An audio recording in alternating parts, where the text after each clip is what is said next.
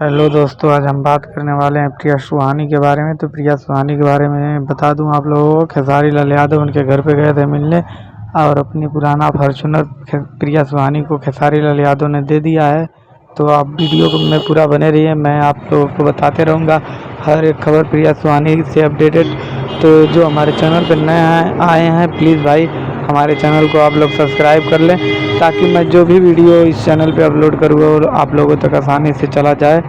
तो हमारे चैनल पे अगर आप नए आए हैं तो प्लीज़ चैनल को सब्सक्राइब कर लीजिएगा, खेसारी लाल यादव के जितने भी फ़ैन हैं, ताकि मैं खेसारी लाल यादव के बारे में जो भी वीडियो आप तो आसानी से पहुंचा दूं।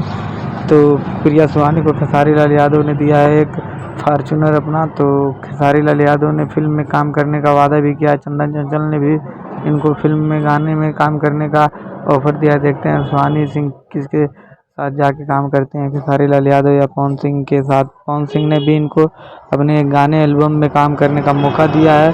देखते हैं सुहानी किसके साथ काम करती हैं।